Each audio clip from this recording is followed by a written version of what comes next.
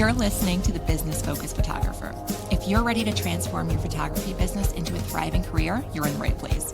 Each week, we'll discuss fun and innovative ways to boost your creativity and income. Sound good? Let's go.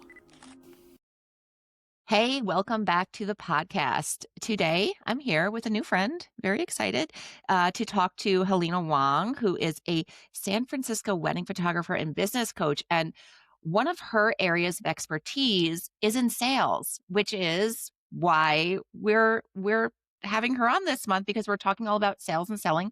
But this is especially exciting of a conversation for me because we're going to dive deeper into sales psychology, which I like to think I dabble in. I understand a little bit, but Helena is an expert, and she's going to cover some topics that have not even crossed my mind before. So welcome to the podcast. Thanks, Jill. So happy to be here. And again, thank you for having me. I'm super excited to talk about all things sales, especially sales psychology, but a little background and history for those who don't know me. Just like Jill mentioned, I am a wedding photographer and business coach for wedding creatives. Particularly, I'm based in the Bay Area, but I help everyone around the world. So my background before getting into owning my own business and being a full-time wedding photographer was that I actually used to work in tech and I worked in sales in tech. So I brought kind of the sales corporate strategy into my own business, and I've seen how that truly affected my entire business. I pretty much 4x my business within 4 years. So I am so passionate about it. I love to share this knowledge with everyone else so that they can also bring in money and into their pockets. So yeah, excited to talk about that today. What a cool background, and what a what a helpful background that is, like way more so than if your background had been as an actual like fine art editorial photographer who went to art school.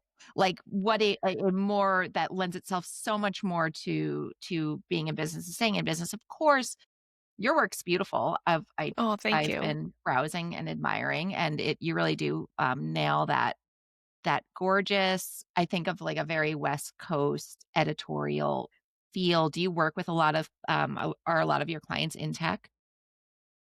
Would say, yeah, a good amount of my clients are in tech, a lot are in medicine as well.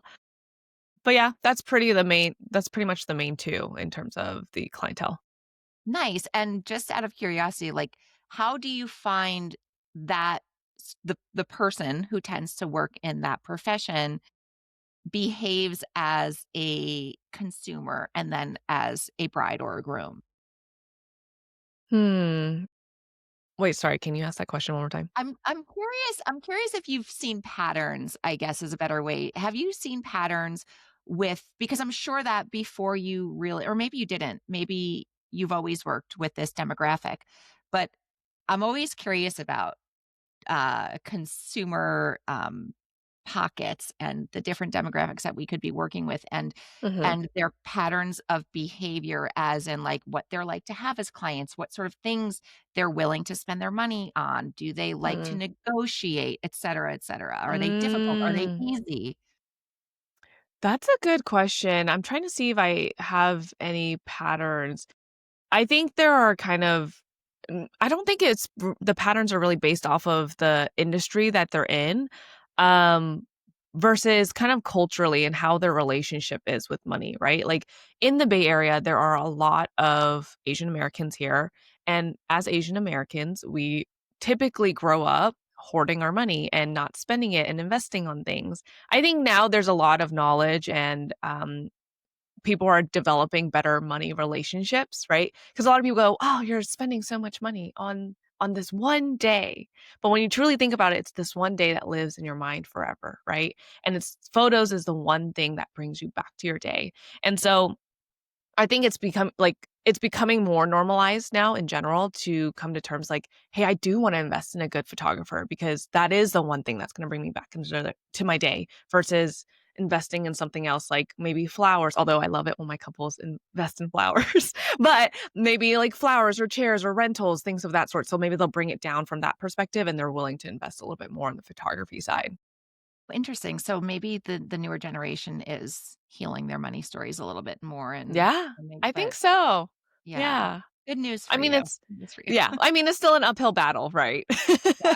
Oh, well, But yeah, of course, of course. Yeah, yeah. yeah, Cool. Well, that's just me being curious, but it also kind of is a decent segue into the meat of our conversation, which is going to be the thought process, understanding how your consumers are feeling, thinking, everything psychological, so that you can better accommodate them and then serve them and everything that you want good to happen from this transaction and this business partnership.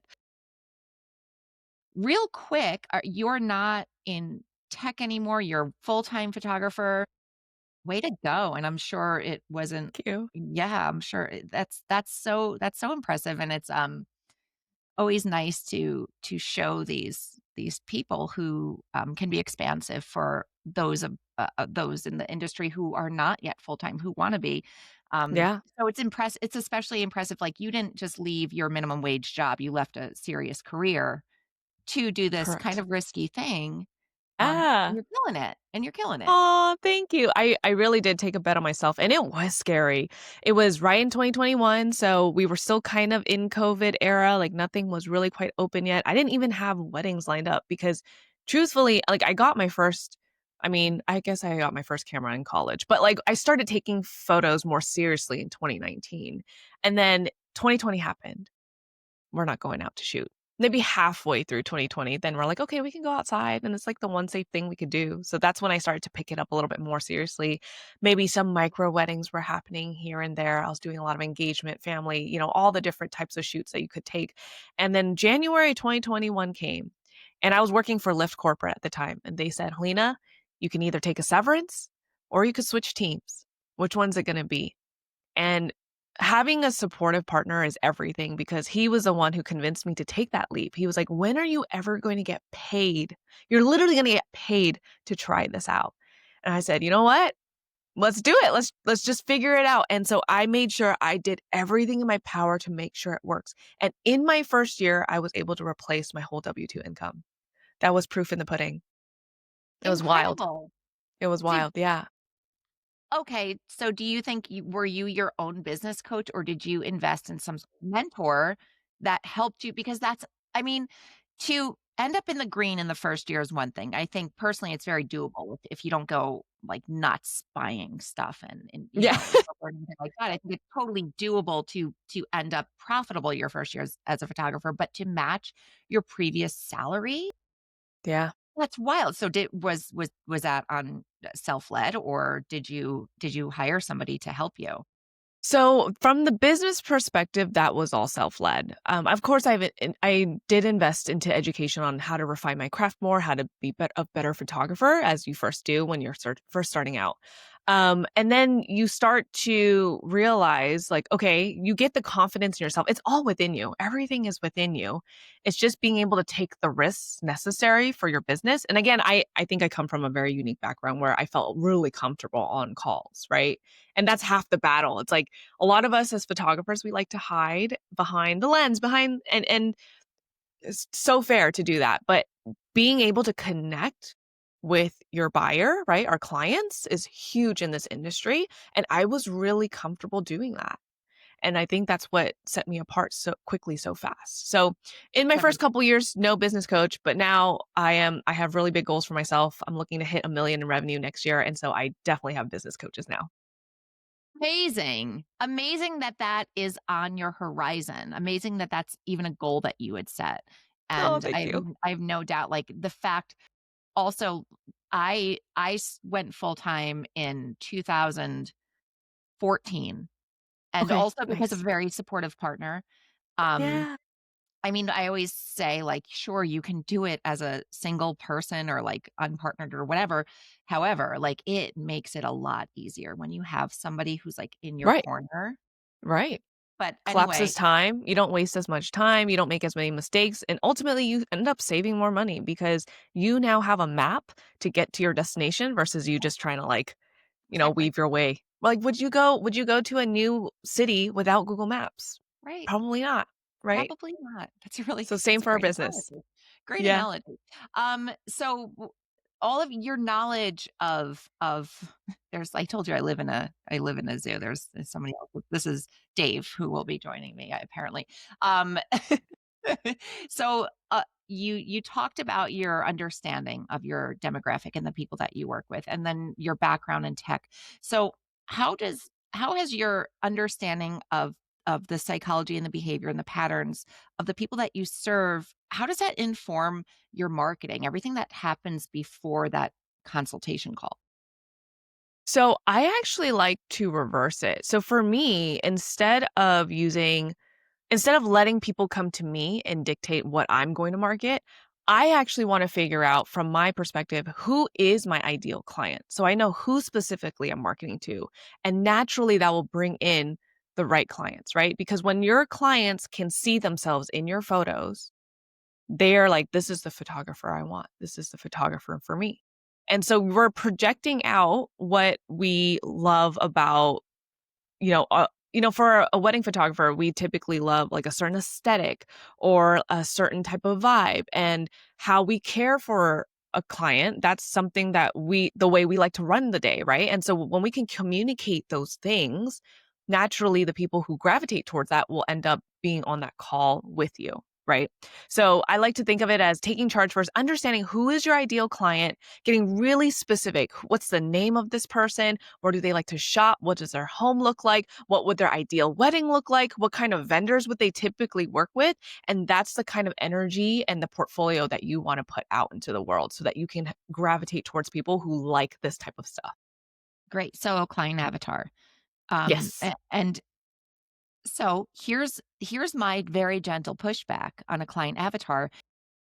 How do you reconcile squaring that circle that also then boxes out people who are avatar adjacent who would also be a good fit? Or do you find that your marketing when you are marketing to your avatar still kind of bleeds onto those other people who are super similar and would gravitate towards what you are selling? Yeah, I think it naturally does bleed a little bit, right? Because there's not luckily, like with wedding photography, it's an art and it's very subjective, right? So it's not really like a boxed in type of thing, but there's general characteristics that we want, right? And so if you can kind of nail the big characteristics, even if there is some overlap with someone else, that's okay too, right? Ultimately, I think the biggest part it's not just our photos that really sell the clients. I think it's the entire experience and how you can convey that on a sales call is going to be huge. So we're bringing in all these people. Maybe one isn't exactly ideal, but if they love the way you would work with them, they love the way that you would care for them on a wedding day, they're most likely going to book you. Right. Yeah. And how do you, number one, there's a two-part question. Number one, Okay. how did you build your client avatar? And then how do you communicate the experience? Because so much of experience is abstract and intangible. Like, so how do you talk about that and help your leads envision themselves as your client doing the things that your past clients have done and experienced? Yeah. So on the first question, wait, sorry. First question was now I got confused because we asked two Sorry. questions. No, Yeah, you're good, you're good. how did you make this client How did I and build this design, this yeah, your avatar? avatar? Yes, yes, yes. So, through time it takes time, and your avatar always will change. It does not stay the same forever, right? As artists, we evolve, so will our avatar. So the first year, I kind of took everything and anything because that was my goal. I was like, "I just need to make money. I just need to bring in the dough, and I'm willing to take it all." Slowly, as you start to get that experience, you start to understand what you're good at and what you're not good at, or what you like and what you don't like. For me, I truly loved making people feel beautiful and showing them how I see them through the lens, right?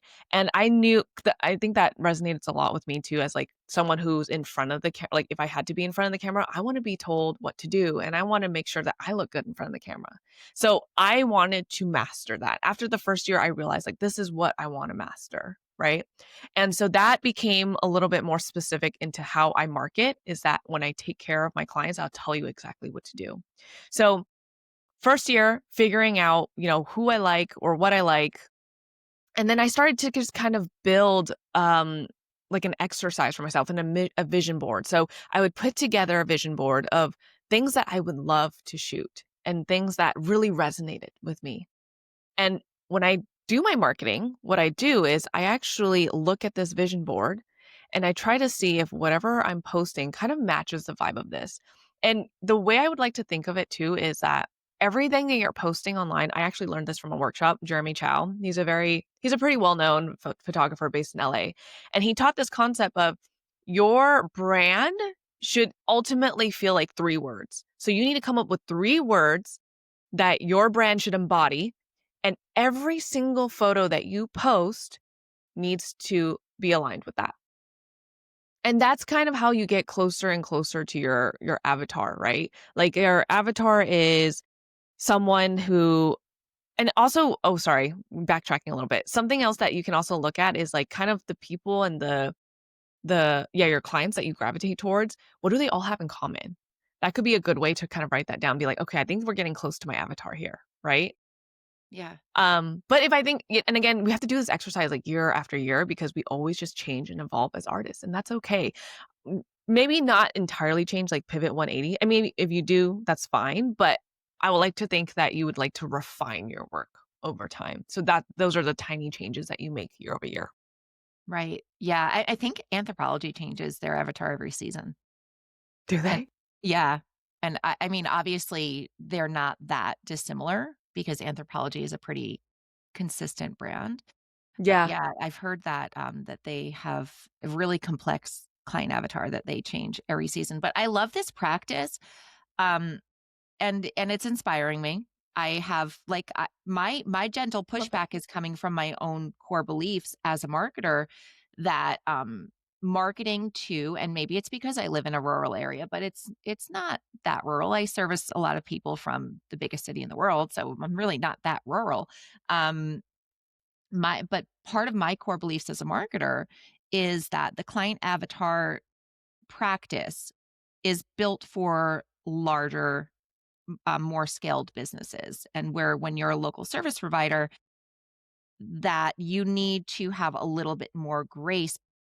I also envision what you're describing as like, man, if I could cherry pick like my very favorite clients and then clone them, there are huge common denominators between my favorite clients. Like there it's not an Yeah. accident. They are Yeah. an archetype, you know? So Yeah. to do that. Okay, so then I've always been so curious though about understanding like what their home looks like, what kind of car they drive, where they shop, that sort of. I don't know if that you go that into the weeds with your avatar, but then what does that knowledge then do for your marketing? Like those seemingly inconsequential facets of their character. Yeah, that's a good question. I like to think that every time we're posting and we're posting something on our website or our Instagram, I almost think of will this image resonate with this person? And it's not really so much the fact that they have this car and that they like these items, but it's kind of an overall theme, right? Like if you think about someone who in San Francisco, you could have like someone who's really outdoorsy, loves to rock climb, likes to go hiking, not really into the party scene, maybe they dress really low key. If I'm thinking about that overall type of person, my images that I would push out there are entirely different from someone who is, who loves to shop at Aritzia and loves to get blue bottle coffee and like has that type of like organic modern house, right? It's just every single part and characteristic of them gives them kind of a whole personality, and that's who you're thinking about who you're marketing to. So it's not the fact that like, okay, they have a red Porsche or like whatever that may be, but it's Yeah. just kind of an overall feel, right? And it just gives you some type of direction. And that's why it's important to do that exercise. But those those choices also um are identifiable. Like I have a coaching client who is really outdoorsy herself. She loves photographing people with their dogs on trails. Like she lives in a very scenic part of Idaho.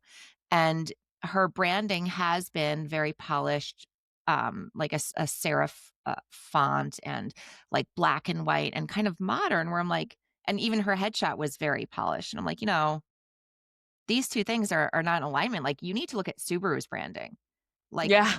those are your people, like Yeah. Subaru, Patagonia, like, those are the people, like, look at who they're targeting and, like, kind of copy a little bit because that's, like, they're targeting and successfully hitting that target over and over again. So there are those consistencies that I guess are seemingly inconsequential, but they're not. Nothing's really inconsequential, honestly. Okay. And then, this is so interesting to me, and I'm so excited to be talking to somebody so knowledgeable about it, and you are, like I'm so also man, I'm excited today. I'm really happy that I'm not swamped with shooting anymore because we're getting out of Mhm. my busy season because Yeah. I'm gonna do this. I'm gonna do Yeah. this. I'm gonna do this thing that I haven't, done. All right. So you have now where you've set the stage and you've figured out who those people are and they're coming into you. Now, what sort of marketing channels are you talking to them through? Are you mostly social media, email? Are you doing any sort of in-person print marketing? No, everything's through socials. Everything's just honestly, Interesting. I've been really lucky and I have just pretty much marketed my entire business just on Instagram, really. I did a little bit of TikTok. I was trying back in the day, Yeah. but yeah, just mostly Instagram and referrals has been, Amazing. yeah, that's You're- been for me. How about for you? No. Yes, when I started my business, Facebook was still a really reliable way to, be seen and get work, and I think I built a lot of my base there. I've nurtured a lot of it through Instagram. I still get some new people through Instagram, but I also have a strong email marketing game. I do a lot of Nice. in-person, but, it's a different part of the industry. A really big part of my marketing, scheme is to do a lot of in-person networking, offline marketing, and I'm gonna try with direct mail marketing this Black Friday sales season. We'll see what that does, Ooh, because why not? It's like a couple $100, and if it gets me 1 booking and then it's worth it, and could be who knows? Because everything's getting an algorithm. Our inboxes are getting algorithms now, and I just heard this thing where, Google is making a change where it's not gonna go your inbox is not gonna be sorted chronologically anymore. It's going to be sorted based on what they think is most important. I know. It's really bad really bad news, I think. Maybe wow. it's not. So yeah, I'm a big fan of offline marketing, but I do use social media as a basically a living portfolio. It's like my most up-to-date portfolio and a connection point because I rely on a lot of repeat work, where I don't think you can do as much repeat work. Hopefully Correct. most Yeah, you don't it's that's the goal, not right? not many, yeah, not a lot of repeat. Yeah. Yeah, so I do a lot of nurturing on social media, but I get new people. But anyway, mine is super diverse, but that's impressive. Do you think that's because your client base is younger and that's where they are? Or Correct. Yeah, yeah. that's exactly where they are. So you wanna be where they are. For me, I'm a millennial, so a lot of us are on Instagram. Actually, a good amount of them probably really aren't on TikTok, maybe 50-50. But we're coming to the point where I'm starting to get a little bit more Gen Z brides. So we have to think about the process a little bit differently and how we market as well. I know today we're supposed to talk about sales, but I No. feel like we're talking about marketing today. This is all part of it. I It's feel all like tied and together. your understanding of it is really important. And yeah, there's another photographer she's also in California, but she's a senior photographer who has Mhm. she's 50. So she's been doing this for a very long time. And she's come to really understand the different marketing trends that are necessary for each generation as she works with them, which I find Whoa, super interesting. Yeah. cool. But you look a little young to be a millennial because I'm a millennial. But I guess I'm an elder millennial. I was born in '85. When were you born? 93. So Okay. I'm the younger millennial.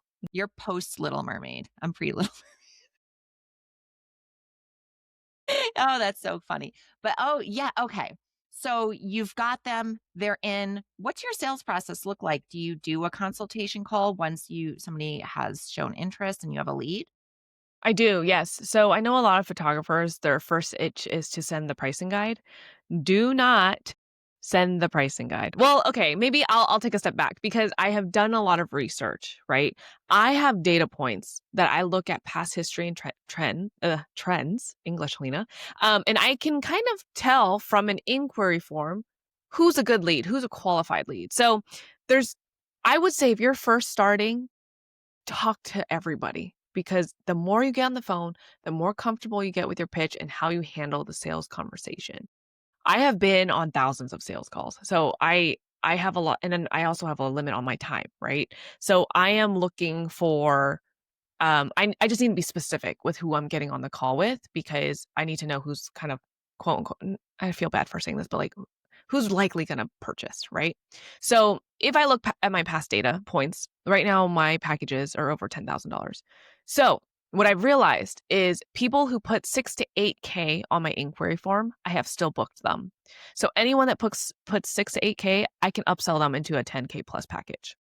Anyone lower than that, I have not. And so now I've realized the buying trends here, right? So I'm looking at the data points and I'm seeing who can I get on the call with. There's all the other variations, of course, like maybe venue or what they put in the inquiry form as well. But for the most part, I am kind of qualifying them through the Yeah. budget line on my inquiry form. Yeah. So, oh, sorry, go ahead. No, no, no, no.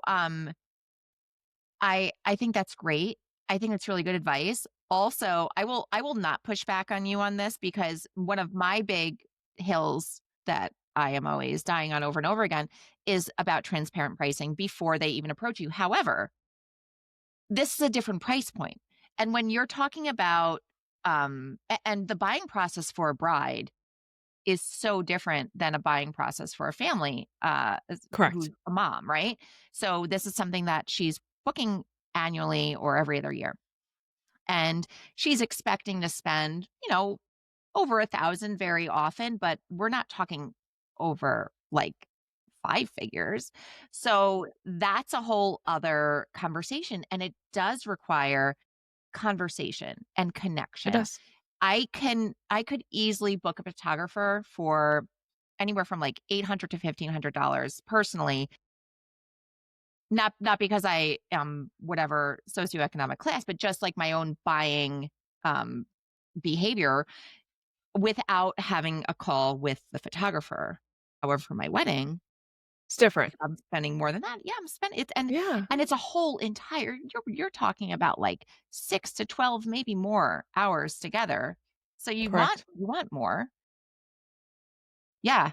So it It makes makes sense, sense. Yeah. and I agree with your recommendation wholeheartedly about getting on the phone. And yeah, we recognize those patterns of even I do as like the way somebody first inquires with me with just an email. I can tell right away Mhm. You can if they're tell going to book for with me. sure. Yeah. Absolutely. Well, also, I'm not completely not putting my prices out there. On my website, I have a starting price. So Right. it gives them something to anchor on. Right. So they have an idea, right? If someone's like a 3 to 4K budget for a wedding, like they look at my website, they're gonna see it's starting at 8K. So it's just so they have some type of idea. Sometimes they don't always look at it, but it's out there. So I'm Right. not Right. saying Right. don't put up your prices, put either starting or average price, whatever it may be, so that you can kind of filter in. But for weddings specifically, we have to be able to showcase and lead and show our value on the call because it is a very personal decision. It is a one in a lifetime event, hopefully. And you want to be able to know who's going to be with you all day and who's going to take care of you and who's going to, you know, create these memories for you. Which is why I kind of recommend getting on the phone and walking them through the entire process. You talk about anchoring numbers. What does that look like in this part of the process? So when I talk about anchoring numbers, so I guess the first prime, I guess you would say, on the website is okay, so we have a number that's it's actually lower than what a typical wedding is, but it's enough to get someone in through the door for a conversation. So I put 8 there as a good number and 6 hours, 8 about 8-ish K. So that's not I'm not lying there. But when it comes to an actual proposal and when you get to like the 10K plus market, it should be custom proposals here on out. So I love the sales psychology behind this is that people love to see things in terms of 3 and you want to anchor, what I mean anchor, create your packages so that your top package looks so outrageous. It's like the all-inclusive packages has everything and it is Yep. like the crazy number. It should And make you if someone uncomfortable. it's uncomfortable. And if Yeah. someone books it, amazing. Right. But the point is they're not going to book it. The point is Right. they're going to see that and be like, "Holy shit." Sorry, hopefully it's okay I cuss in this. Please, please. And so you want to anchor them on that number and say, let's say it's like 20 grand for me, but my actual 8-hour package with an engagement session or whatever, like just very basic, is maybe like 11 or 12. And so when they see that 20 and now you are going down to the middle package, which is at 12, you're like, whoa, that's a deal. That's a Right. steal. Which is And you're always like, a relative. I'm gonna get that Yeah. package, right? So have the top package that has everything in it, the middle package, that's the actual package you want booked. The last package is like your bare minimum package, but it actually isn't priced too much differently from your middle package. So your middle package looks most attractive. So let's say it's 8 hours with an engagement. Let's say it's 12,000. But let's say, okay, if they don't want an engagement, let's just say 8 hours, I'm gonna make it 11.5. So it makes it seem like a no brainer that they have to choose the middle one. Right. Goldilocks.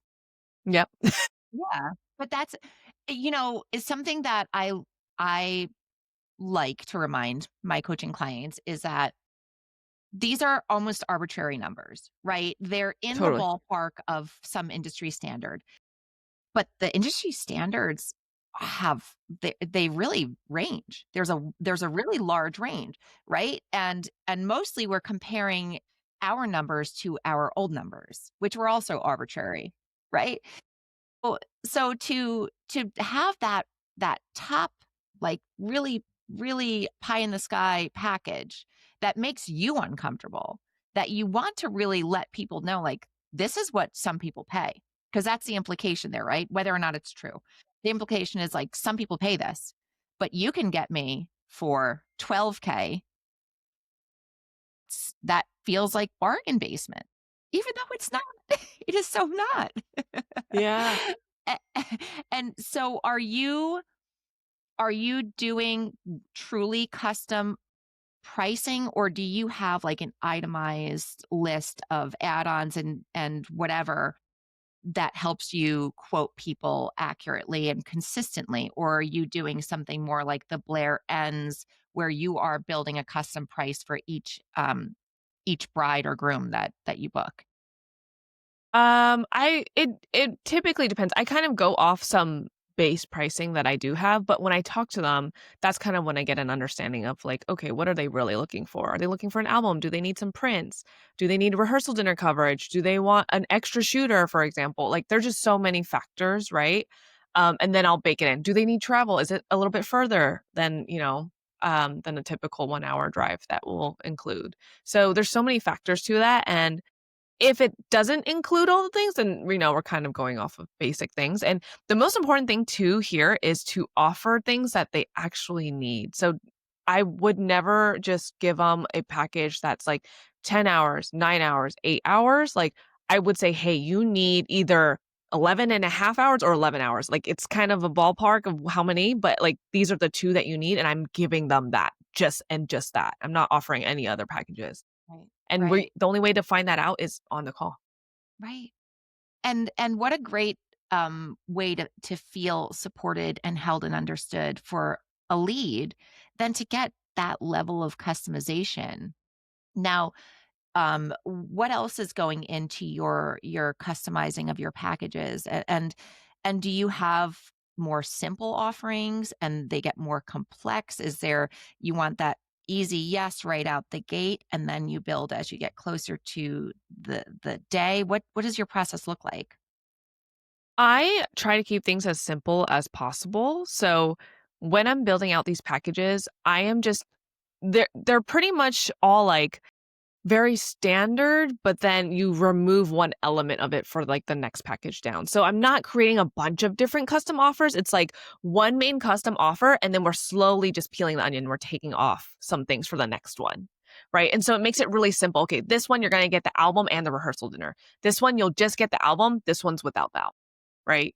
So it's kind of just simple like that so they can easily choose. And again, you can kind of suss out on the call what they really care about, "Do you want me to throw in a quote just so you can see?" "Oh, yeah, sure." Okay, so then the first top one's gonna have, like, all the bells and whistles, the second one's gonna be kind of like your standard package, and then your last one is just, like, bare bones, it has almost nothing. Bare bones, right, and so you are customizing to an extent 3 different offers, and Correct. out of curiosity, what software are you using to do this? Dubsado. Dubsado, yeah, yeah, it's a Yes. good Are you one. on Dubsado or a I've HoneyBook? I have been on Dubsado. I'm back Okay. to HoneyBook now because of their Oh, financials tools. They now do, like, basically will replace my bookkeeper for me, cool. by and, like, actually more than my bookkeeper's been doing. This is a different episode, but yeah, they will set aside, like, however much money you need to set aside for to pay your income tax, and it can divert into a bunch of different buckets, which I need because that is my Achilles heel. So, yeah, back to HoneyBook for that. But yeah, Dubsado is super robust and allows for really, really, awesome and complex proposals and that sort of thing. Yes. Well, A lot of that's automation in it too. there a lot of automation, which is so important when you have the runway that you very often have when you're working with, photographing a wedding because you could be talking about 1 or 2 years out that you need to be having lots of touch points leading up, and whereas it's really not in the front of your brain because you are working with other couples in the meantime. Um, Great. So getting now you're towards the end of your sales call. And by the way, do you do Zoom? Do you do a phone call? Do you do in person? Zoom. Yeah. Yeah. Technically Google Meets, but yes. Yeah. It's a face-to-face virtual call. I know Yeah. back in the day, I hear a lot of people would meet up with all their potential clients and get I coffee I did. before COVID. I Yeah. did, That's yeah. wild. It That's was so wild to me. and, like, when I tried that, like, when I was still photographing weddings more, I was not at the price point to be having in-person consultations, but I did it because it seemed like a high-end thing to do, and it was a high-end thing to do Mhm. for a low-end budget, but whatever. Yeah, but you know what? I gotta say, like, the the times that I've been able to have the face-to-face Zooms or whatever, it makes a big difference by the time you do meet the people and photograph them for the Yeah. first time, and it you really have laid a more solid foundation, and for me, that means repeat bookings. When I can have that sort of foundation, that's really Totally. when it starts. Yeah, so the other thing that you talk about is priming for a yes. So Mm. how is that woven into your sales? Yes, yes, yes. So the psychology behind this is during the conversation, you want them to say yes as much as possible. I wouldn't say as much as possible, but at least a couple times so that they feel more likely to say yes at the end. They've just been saying yes and yes and yes. So it's yes. And so the way I weave it in is there's a couple ways. Usually in the beginning, so the framework of my call, we'll do introductions, we'll get to know each other, and you can just even ask them some questions. How's that sound? Yes. Does that sound okay? Yeah. Good. Okay, cool, cool. So that's kind of like the first part. And um I think the most important yes to get versus them just saying yes, yes, yes. The most important one is after you give your pitch, shut the fuck up and don't say anything and just ask them D Yes. well, Yes. just ask them, "Did everything I mentioned today, is that what you envisioned for your wedding?" "Yes." "Awesome." And then you present your pricing if it makes sense to present it, or you can wait to do a custom proposal. But get that yes, get that acknowledgement that they already said, "Yes, everything you said, Helena, that was perfect. That's what I'm looking for in a wedding photographer." This Yes, is and incredible advice. Yeah. thank you. I mean, Yeah. took it from corporate sales, but yep, it works the That same. is That's something that is very often missing from our industry, even from the people who specialize in sales. But this is something that I learned recently too, that when you are selling, the person who talks the most loses, right? And not Mhm. necessarily loses, but if you're selling and you're talking more than your lead, that's it. You need to, have your pitch and then be okay with silence, be okay with applause.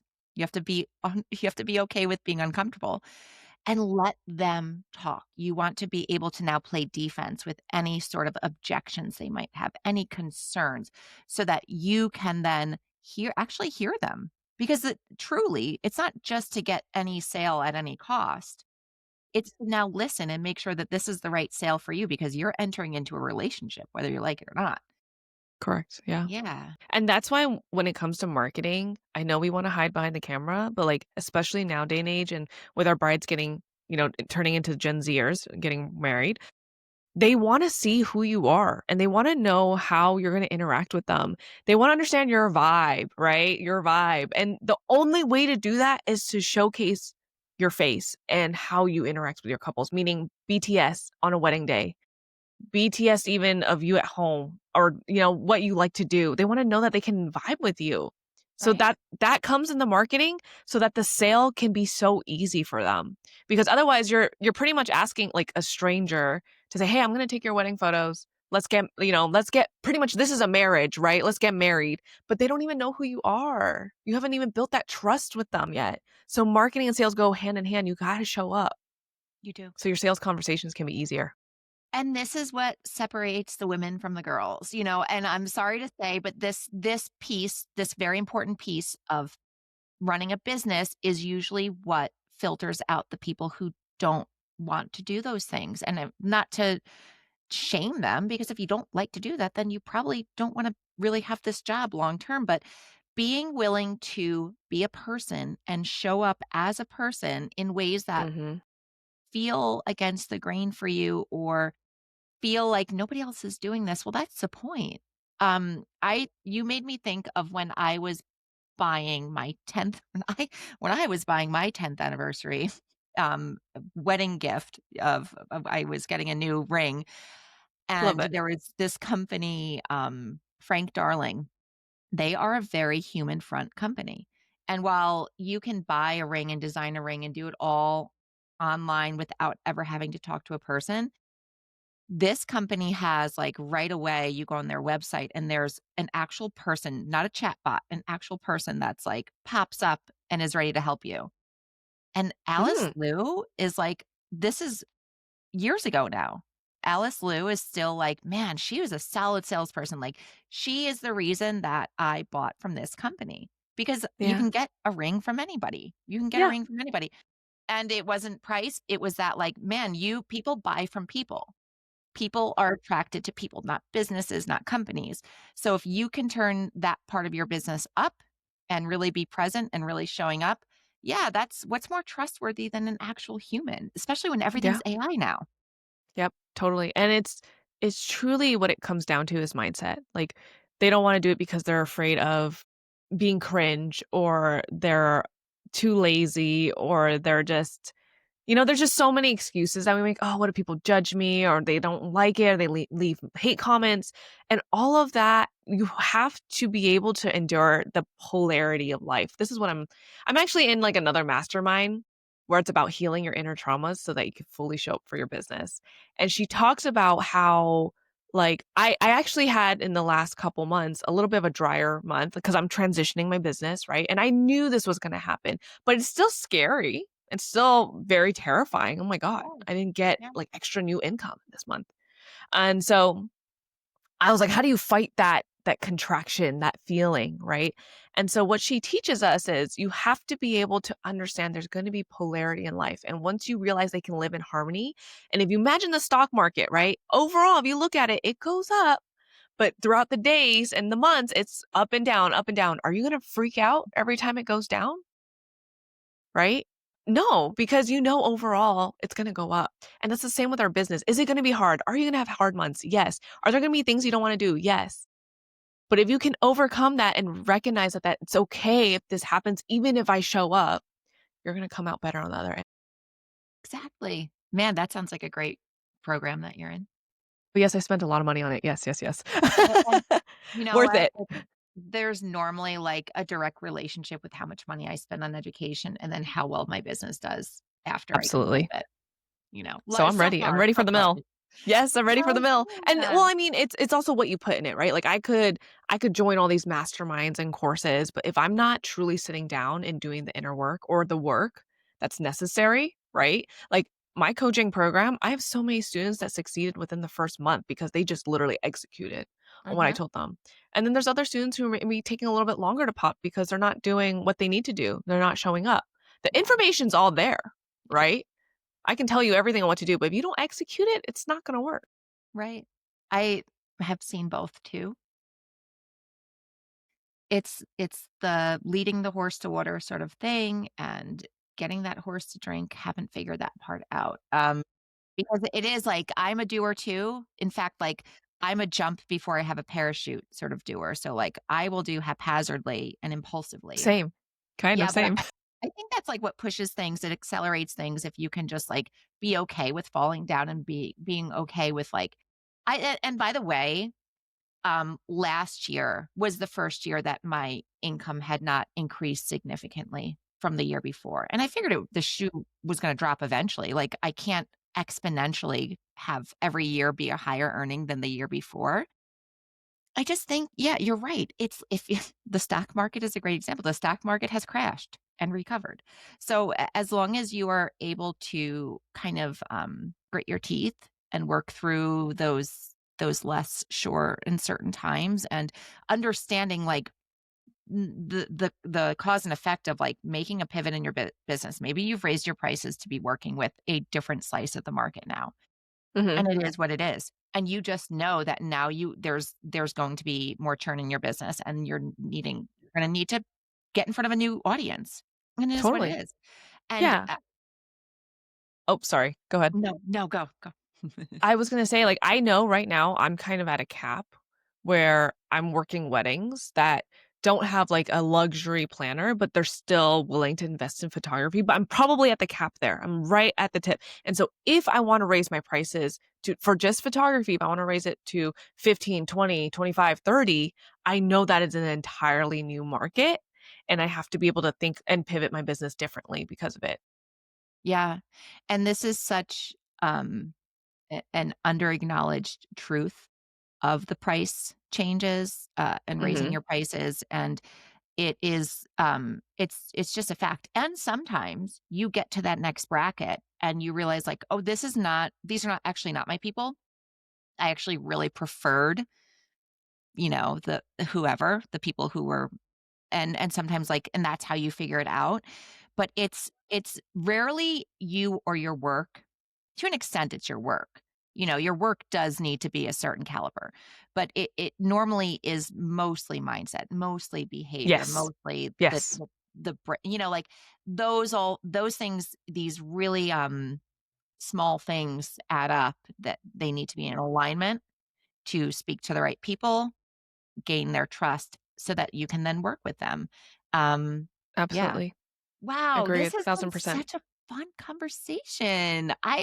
This is like I can't believe that you just gave all that away for free. So what what other how can people work with you to really level up their business as a wedding photographer and get into, reach the goals that you have achieved? Yes. So they can follow me on Instagram at Helena Wong Photography. You can apply to be a part of the creative CEO. So I am a sales and business coach for wedding creatives looking to hit multiple six figures. And there so pretty much you can find me there. I also have a podcast called Under the Veil. It has kind of been taking a hiatus, but I'm gonna pick it back up next year. And if you want to see my website, it's helenawongphotography.com/education. Everything you need to know about the program is on there, but once you submit an inquiry, we'll get on the phone, we'll chat to see if you're a good fit for the program, if I can help you, and then we'll get you started. It's a pretty much like a high touch like 1 year program as of now. I'm going to change it. But there will still be opportunity to work with me one on one. It'll just be really high ticket. But as of right now, you get one-on-ones and you also are inserted into a community because what I realized is when you do it alone, you go a lot slower. But when you do it together, you can just go so far. And that's what happened when I joined my real estate group. So I invest actually in real estate out of state. And so my husband and I, we were able to scale to 10 doors within a year of joining a real estate program. Oh, congratulations. Thank you. And so I Wow. was like, we need this in the wedding industry. So not only do you get one-on-ones, personalized plans, but you also get a whole community of people uplifting each other, celebrating each other's wins, asking questions together. And we all go through it through office hours or maybe through the Slack channel, right? So there's a lot of different ways in how we can support each other. But yeah, that's kind of the program in a nutshell. Next year, that's a whole new thing where we're going to rebrand or not rebrand, but we're going to have a lot of different tiers. Wow. Well, that sounds like an amazing program, and I will totally co-sign on that about group coaching programs where the growth is totally accelerated with other people and those relationships like don't die Yeah. either. Yeah. I'm actually getting text messages from somebody who was in a group coaching program with me years ago right now as we Aw, yeah, so it's like those love and that. they're the best. It's just it's the I guess it's like the opposite of like a codependent relationship. It's like you have grown in a positive way together with these other people and yeah, it's super expansive. Thank you so Totally. much for coming on. This has been really Yes. exciting and insightful for me. I learned so much. Aw, thanks, Jill. It was so fun to talk, and also we learned a lot from you as well, so thank you for sharing your knowledge, and, hopefully your listeners got a good kick out of our conversation today. Yeah, and good luck to you hitting that new income goal. I have no doubt that you'll get that. It Thank sounds like you. you're well on your way. Um, I would love to have you back another time because I know this is not your only area of expertise, and you've just been such a wonderful guest. So again, thank you and good luck with everything, and we'll talk soon. Alrighty. Thank you, Jill. Appreciate it. Bye. Bye. So until next time, keep shooting, keep creating, and keep building the business that supports your dreams. Have a fantastic week. And remember, in the business of photography, your creativity is your biggest asset.